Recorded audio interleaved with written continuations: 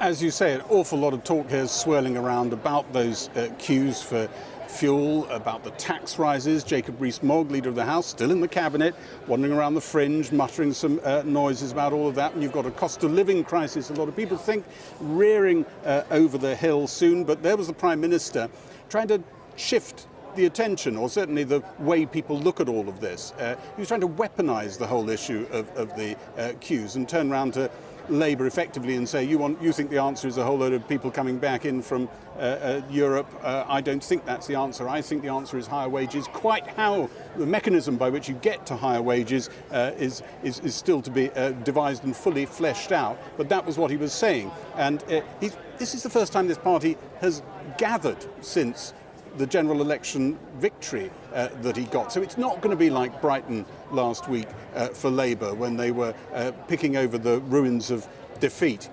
A couple of interesting things I think I should mention that have happened here today. The concession on planning, those rules that the government was bringing in, Oliver Dowden, the party chairman, signalling that that is coming down the track. And then the other thing that really strikes you is just how small this event is. Liz Truss, darling of the activists in the hall earlier, normally she'd get lots of standing ovations. There's something slightly dead about that little hall. I've got to tell you, they're preparing another hall round the corner for Boris Johnson. He's going to get a different atmosphere, presumably lots of whizzing lights in there. But Liz Truss, didn't quite electrify them the way you'd normally expect. This is how the day went here on the first day of conference. The Conservatives have gathered away from the petrol queues around London and the South East. But Boris Johnson signalled lorry driver shortages and other labour shortages were part of a period of adjustment as the country moves away from dependency on cheaper EU workers. What we can't do is, in all these sectors, simply go back to the tired, failed old model, reach for the lever called uncontrolled immigration, get people in at low wages, so there will be problems, and that's part of the plan. Let me ask about low wages. Let me ask about something else. And yes, so we're talking about there will be a period of adjustment.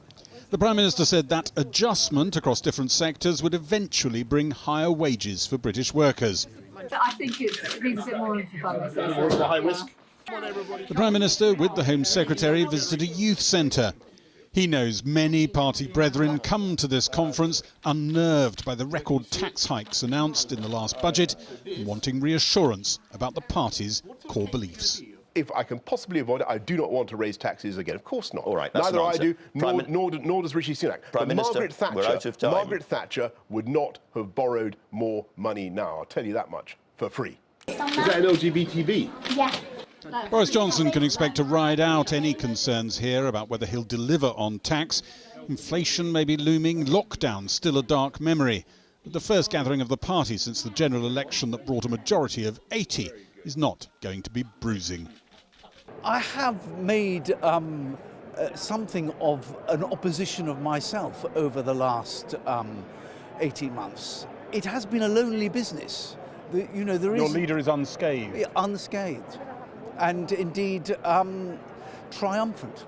Of course, the fuel thing has been difficult for everyone.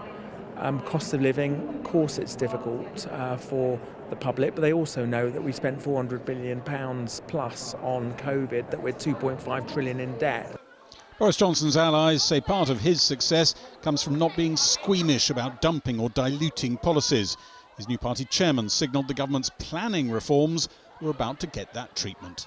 At least we have the wisdom to listen to people and the humility to learn how we can do better. That's why we are going to look again at our planning reforms. Oliver Dowden himself was one component in Boris Johnson's reshuffle last month.